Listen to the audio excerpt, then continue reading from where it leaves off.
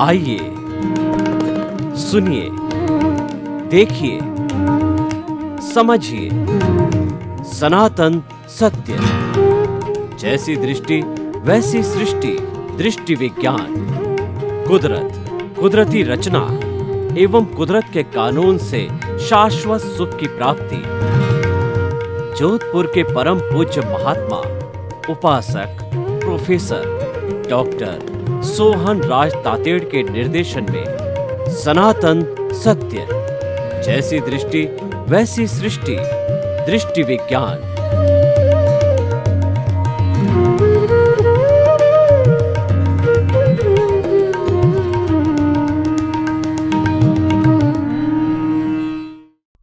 भाई और बहनों, मातृशक्ति को नमन। आज का हमारा बहुत सुंदर विषय तनाव, कारण, निवारण। तनाव को कहते हैं टेंशन। आज का युग विज्ञान का युग है। विज्ञान ने इंफॉर्मेशन के, नॉलेज के हजारों, लाखों, करोड़ों रास्ते खोल दिए। गूगल एक ऐसा विषय है, यूट्यूब एक ऐसा विषय है, सैटेलाइट एक ऐसा विषय है कि वह जो है समुंदर की तरह, यानी आदमी उसमें गोते लगाते लगाते रहे, अनुभव करता, गोते लगाते रहे, नॉलेज निकालता रहे, इंफॉर्मेशन निकालता रहे। यानी कि आज का युग है आईटी का युग, इंफॉर्मेशन टेक्नोलॉजी का युग है, ज्ञान का युग है। परंतु यह नॉलेज है, ये अनुभव ज्ञान नहीं है, ये पुस्तकीय ज्ञान है। पुस्तकीय ज्ञान तनाव पैदा करता है, अनुभव ज्ञान सुकून देता है। जो आज मेरे इस एपिसोड का मेन कंक्लूजन है कि दोनों में तनाव होता है, क्योंकि तनाव में आए बिना मन वचन काया की कोई क्रिया नहीं होती है। मन वचन काया का उपयोग में लेना तनाव कहलाता है। तनाव दो तरह का होता है, एक तो सकारात्मक तनाव, एक होता है नकारात्मक तनाव। जो नकारात्मक तनाव होता है उसमें आत्म ध्यान होता है, रौद्र ध्यान होता है। सकारात्मक तनाव में धर्म ध्यान होता है, और उच्च साधक हो तो शुक्ल ध्यान की अवस्था होती है। तनाव का अर्थ होता है खींचना। देखिए, एक रबड़ है, उस रबड़ को हम यूँ खींचते हैं हाथ से तो तनाव दिया कहते हैं। एक रस्सी है, उसको दो छोर पे दो अलग अलग व्यक्ति खींचते हैं तो उसको तनाव कहा कहते हैं। हम जब आसन करते हैं, शरीर को ताड़ासन की तरह ऊपर खींचते हैं तो ये भी तनाव है। ऐसा किया जाता, कहा जाता है शरीर को थोड़ा खींचिए, तो ये तनाव की स्थिति आ जाती है। तो तनाव अच्छा बुरा, तनाव जो है उपयोगी अनुपयोगी दोनों तरह का होता है। और कोई भी एक्टिविटी बिना तनाव के नहीं होती है। आप अगर मॉर्निंग वॉक करना चाहते हो तो उठ करके धीरे धीरे चलते हो, यह भी जो है बॉडी का तनाव है।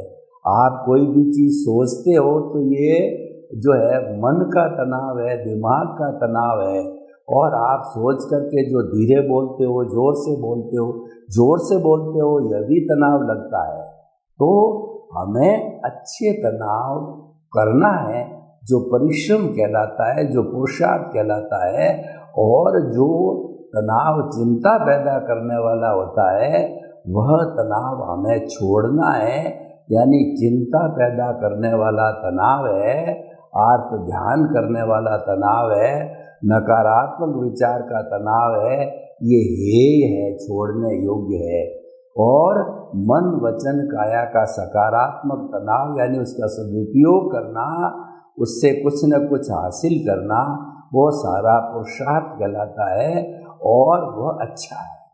तो भाई और बहनों, तनाव की परिभाषा हमने की, और तनाव हमारे बाह्य जगत में भी होता है, भीतरी जगत में भी होता है, दोनों जगत में होता है। तो तनाव आने के कारण क्या है, वो हम कारण जानेंगे। अगर हमारा जो बाह्य जीवन है, उस बाह्य जीवन को हम जो है जीते, जन्म से मृत्यु तक के बीच का जो स्पान होता है, वह हमारा बाह्य जीवन होता है। और वह कुदरत के अधीन होता है, क्योंकि मन वचन काया तथा उससे जुड़ी हुई हर अवस्था मात्र कुदरत की रचना है। अगर आप मानो या न मानो, लेकिन कुदरत का कानून सनातन सत्य ये कहता है कि मन वचन काया तथा उससे जुड़ी हुई हर अवस्था मात्र कुदरती रचना है और वह व्यवस्थित है। जो व्यक्ति इस सनातन सत्य को जान लेता है, मान लेता है, आत्मसात कर लेता है, हृदयंगम कर लेता है, अनुभव कर लेता है, उस व्यक्ति को सकारात्मक तनाव आता है। दूसरे शब्दों में कहे तो व्यक्ति तनाव में नहीं जाता है, व्यक्ति आनंद की जीवन जीता है। जो सकारात्मक तनाव है वो आनंद पैदा करता है, वो प्रसन्नता पैदा करता है, वो पुरुषार्थ पैदा करता है, वो सदुपयोगी होता है और वह हर इंसान को करना चाहिए। अब देखिए, जो तनाव हमारे दिमाग को, जो सबसे ज़्यादा तनाव मस्तिष्क को आता है, मन को आता है, और फिर वह तनाव है वो शरीर में शिफ्ट होता है और उसके बाद वचन में भी आ जाता है वो तनाव।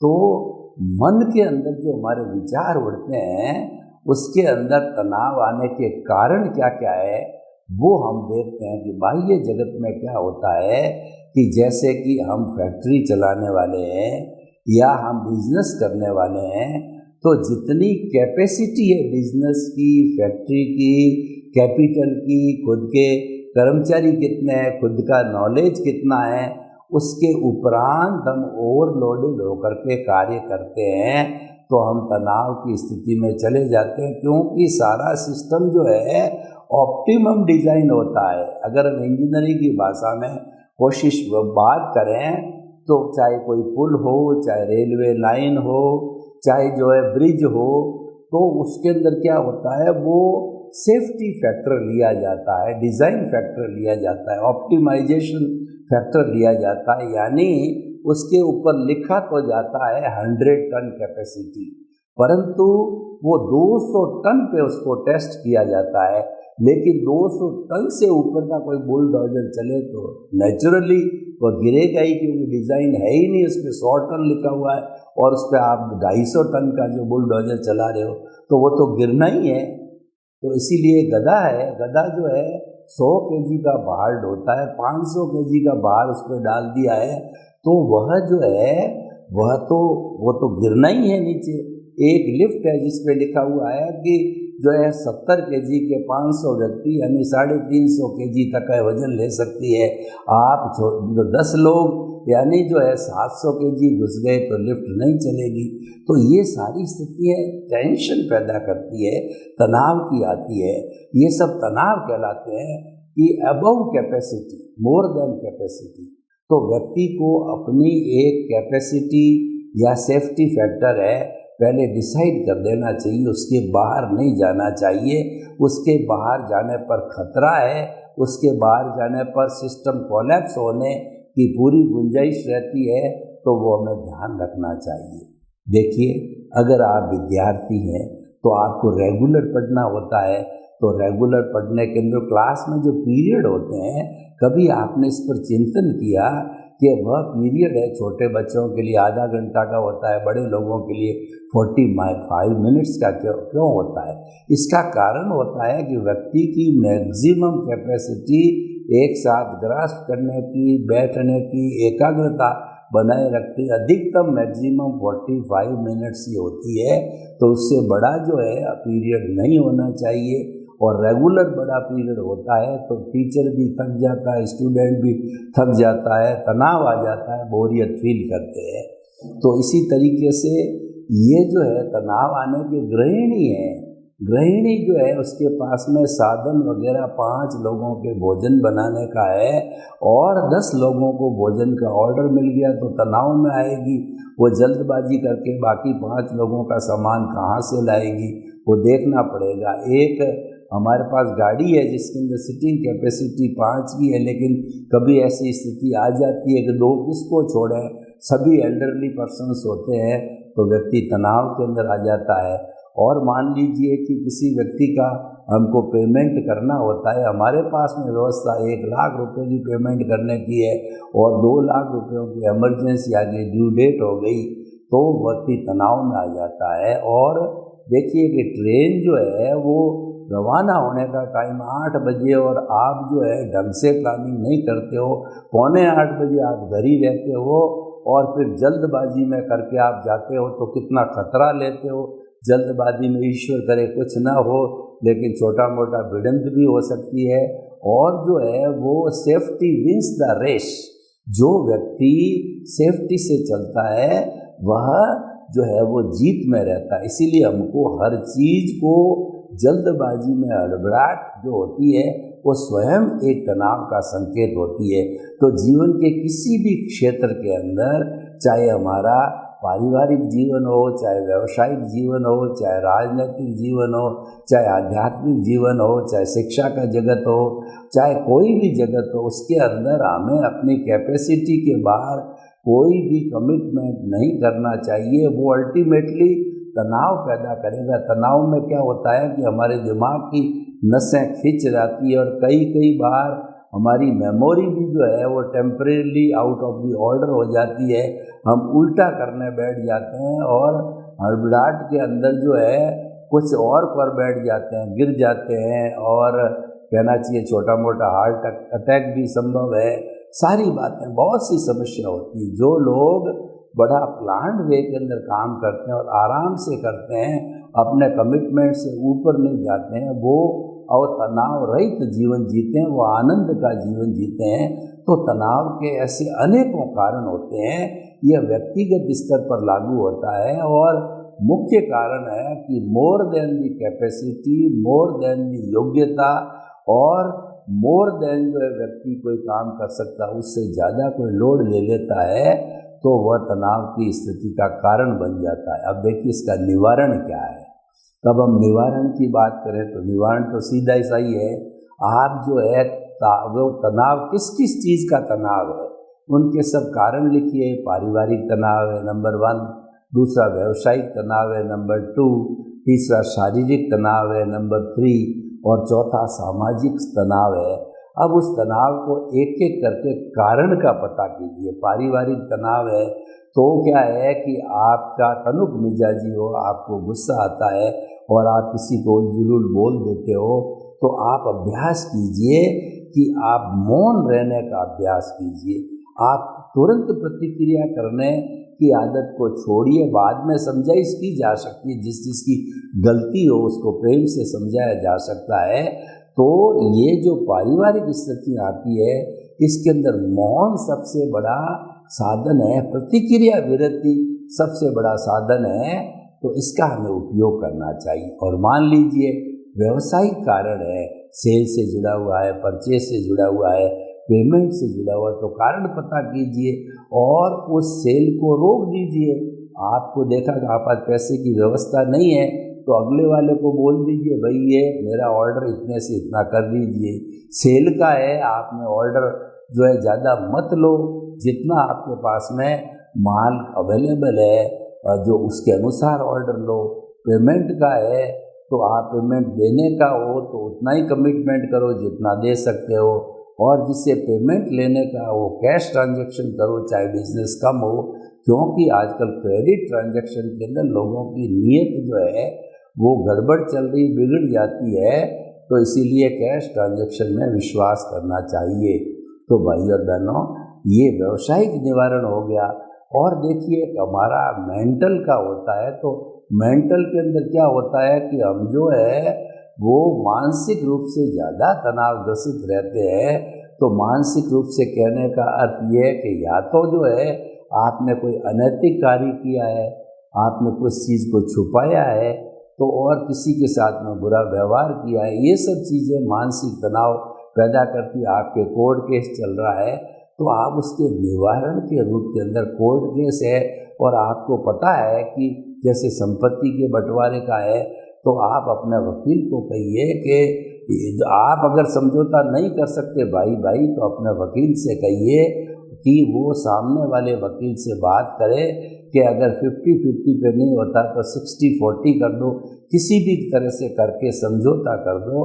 क्योंकि जब ये कोर्ट केस लंबा चलेगा तो जाकर के जो है वो बहुत ज़्यादा जो है तनाव पैदा हो जाता है और वकील लोग ये कार्य कर सकते हैं। और उसके बाद में आध्यात्मिक तनाव हो तो आध्यात्मिक तनाव के लिए आप मेडिटेशन कीजिए, और आप जो है श्वास के संबंधी कार्य के लिए श्वास परीक्षा करिए, श्वास को लंबा लीजिए। श्वास की संख्या जो 1 मिनट में नॉर्मल टेंशन रहित वाला व्यक्ति 16 लेता है, इनहेल और एक्सहेल जो है वो एक श्वास बन गया, तो आप ये संख्या घटा के 16 से 14, 12, 10 कीजिए, तो आपको टेंशन की स्थिति मेंटल चली जाएगी। तो ऐसे निवारण के बहुत से साधन हैं, और हमारे जो है एक प्रेक्षा ध्यान के अंदर अनुप्रेक्षा होती है।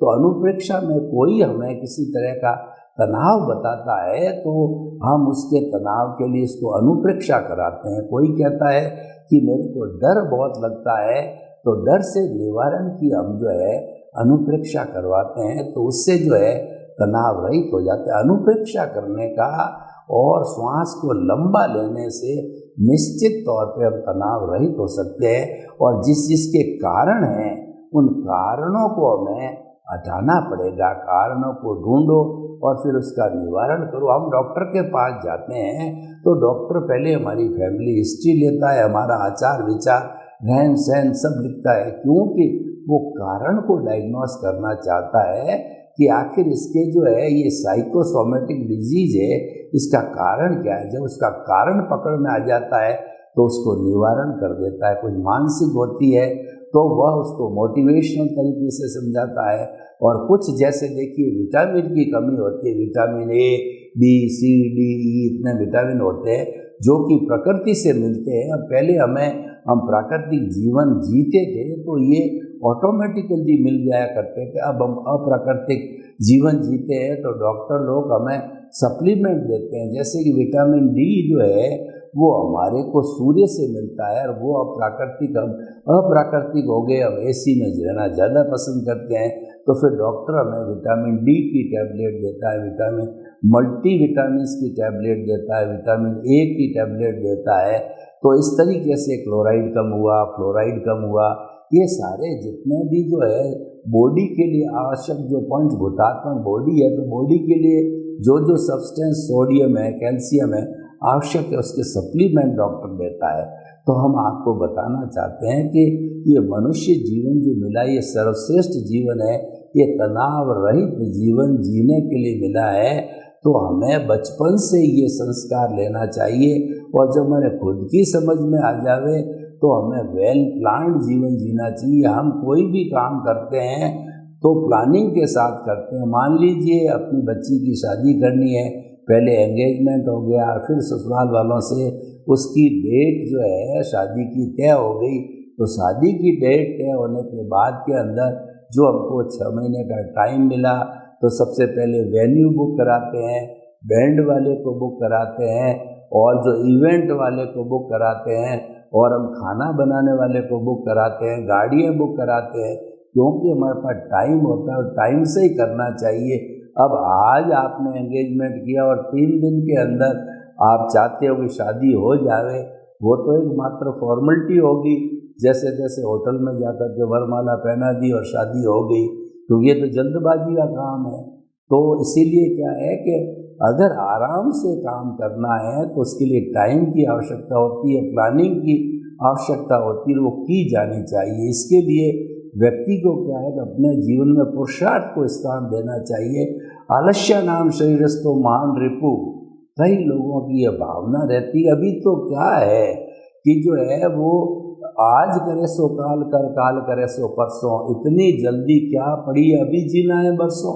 अभी तो 6 महीने पड़े हैं शादी होने की डेट को, तो भैया yesterday has gone away, tomorrow never exist, the moment of the present is to do something. बात करते करते 6 महीने निकल जाएंगे, तुमने उम्र के 50, 60, 70, 75 भी पूरे कर लिए, कल की बात नजर आती है। तो किया सो काम भजा सो राम, जो काम कर लेते हो वही आपका है। चाहे भगवान का भजन करो, चाहे संसारिक जिम्मेवारियों का काम करो, काम कर लेना चाहिए। और जो व्यवहार जगत के अंदर मुख्य मुख्य बातें होती है, सबसे पहले बच्चों की शिक्षा का काम होता है, और घर में रहने के लिए कम से कम अच्छा आवास होना चाहिए, और गाड़ी होनी चाहिए सुविधा। क्यों घर में 4-5 मेंबर माता पिता होते हैं तो वो आजकल वो नीड के अंदर आ गया। आजकल ग्रीड नहीं है, और हमारे खाने पीने की अच्छी सुविधा, simple living and high thinking का रहना चाहिए। खुद की व्यवस्था होनी चाहिए, खुद को पुरुषार्थ करना चाहिए, मेहनत करना चाहिए, परिश्रम करना चाहिए। और मैं आपको एक बताता हूँ कि अगर आपको तनाव रहित रहना है तो आप सम, शम और शम की जो हमारे संस्कार है उनको जीवन में स्थान दीजिए। सम, सोहनलाल वाला सम का मतलब समता भाव। कभी आपका तिरस्कार हो, कभी आपका सत्कार हो, कभी लाभ हो, कभी हानि हो, अच्छा कभी सर्दी हो, कभी गर्मी हो, कभी बीमारी हो, कभी भी स्वस्थता हो। ये जो दो अलग अलग ध्रुव हमारे पास में सुख और दुख के आते हैं, दोनों को एक समान समझते हैं, उसको कहते हैं समभाव। दोनों एक से भाव रखना उसके अंदर, इसको कहते हैं समता का जीवन, सामंजस्यपूर्ण जीवन। तो ऐसी हमें साधना करनी चाहिए, ऐसा अभ्यास करना चाहिए, तो व्यक्ति को कभी तकलीफ नहीं आती। कबीरदास जी ने कितना सुंदर कहा है कि दुख में सुमिरन सब करे और सुख में करे ना कोई। जो सुख में सुमिरन करे तो दुख काहे का हो।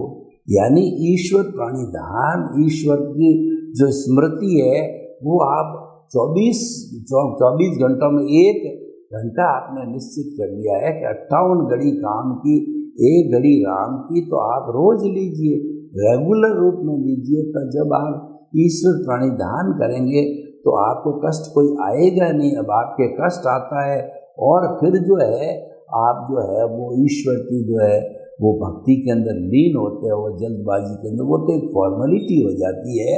तो हमें इसको रेगुलर वे में करना चाहिए और हर काम को प्री प्लान्ड करके देखना चाहिए कि बरसात की ऋतु है और गांव डूब में आया हुआ है, तो गांव वालों को जो है वो गर्मी के दिन ही हो, जब मार्च का महीना हो, तो उसी समय सब मिलकर के गांव के पास जो है वो तालाब बनावे, पाल बांध दे, तो वो प्रोटेक्शन हो जाएगा। तो कहते हैं कि पानी के आने के पहले पाल बांधनी चाहिए।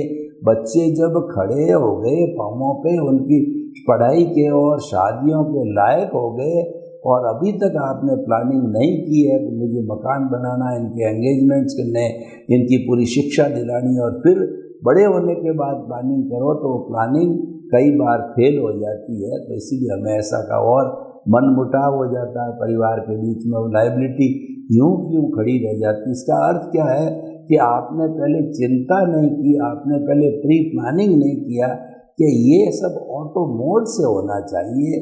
जैसे मान लो बच्चा बच्ची ने जन्म लिया, तो उसके जन्म लेते ही उसी क्षण से आपको जो है ऐसा एक सेविंग का साधन बिठा देना चाहिए अपने अपने अनुकूलता।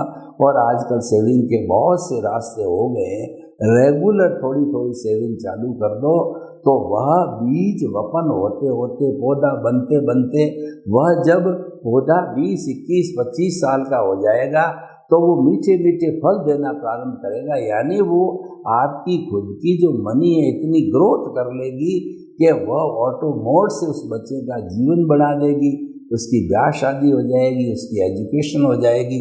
अगर आपने जो है ज़मीन को खरीदने, अच्छा मकान बनाने के अकाउंट के अंदर वो पैसा सेविंग चालू किया, तो 20-25 साल के अंदर वो जाकर के जो बच्चे बड़े होते हैं उसके पहले पहले जो है एक अच्छा भवन की ऑटोमेटिकली व्यवस्था, ये सारा हो जाता है। देखिए, अब मैं थोड़ा आध्यात्मिक जो है वो तनाव रहितता की बात करता हूँ, आध्यात्मिक उन्नति की बात करता हूँ। तो देखिए, जो मानव जीवन मिला है ये सुकृत करने के लिए मिला है, ये मानव जीवन मुक्ति में जाने के लिए मिला है, और हमें जो संसार में भटकाता वो अज्ञान है। उस अज्ञान के विनाश के लिए कुछ न कुछ कार्य करता रहना चाहिए। उसके लिए हमने ये कार्यक्रम बनाया है जिसका नाम है सनातन सत्य। और इसको किस आधार पे हमने बनाया है कि जिसके अंदर हर व्यक्ति इंटरेस्ट ले, हर व्यक्ति कोई बाधा नहीं आवे, कोई सांप्रदायिकता नहीं हो, किसी के कुल धर्म से आहत नहीं हो। तो हमने कुदरत की रचना, कुदरत के कानून पर इसको आधारित किया है कि इन सनातन सत्यों के आधार पर ये हमारा सारा कार्यक्रम आधारित है और हम क्या चाहते हैं कि हम आपके जीवन की कोई भी प्रक्रिया को नहीं बदलना चाहते हैं कि आप शिक्षक हैं कि टीचर हैं कि आप गृहिणी हैं, आप जो कुछ भी धर्म का पालन कर रहे हैं, जो भी काम कर रहे हैं आप करते रहिए। हम तो ये करते करते आपकी दृष्टि को बदलते हैं। वो दृष्टि क्या है कि आपके जो मन वचन काया से मुक्त, ऐसा मैं शुद्ध आत्मा हूँ। मन वचन काया तो जन्म लेते ही है कुदरत के ताबे आ जाती है, उसका क्रिएटर ऑपरेटर डेस्ट्रॉयर कुदरत होती है, उसके ही नियम चलते हैं, उस पर आपकी पंचायती नहीं चलती। और वो कानून क्या होता है कि जो आपका उपादान पिछले जन्म के अंदर कॉजल बॉडी अज्ञानता इकट्ठा करके लाए हो उसी के अनुरूप होता है, तो वह कुदरत उसके ऊपर जो है सारा कार्य करती है। तो हम आपको बताना चाहते हैं और बताया है कि तनाव के कारण वो जानकर उसका निवारण कीजिए। सर्वे भवन्तु सुखिनः, सर्वे सन्तु निरामया, लोक के सब जीवों को सुख मिले, शांति मिले, आनंद मिले, प्रेम मिले, सौहार्द होवे मिले और सब भाईचारा भातृत्व भाव से शांतिपूर्ण सहवास करें। आपके प्रति मंगल भावना। ओम शांति, ओम शांति।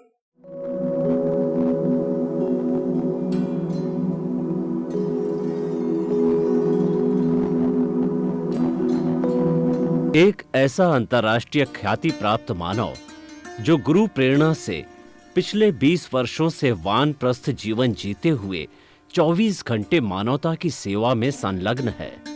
एक ऐसा मानव जो अभी राष्ट्रीय, अंतर्राष्ट्रीय टीवी चैनलों पर 7,500 एपिसोड के माध्यम से सनातन सत्य, आत्मविज्ञान एवं पुनरुत्थान, व्यवहार एवं निश्चय जगत के जीवनोपयोगी विषयों पर हृदय स्पर्शी प्रवचन कर चुका है।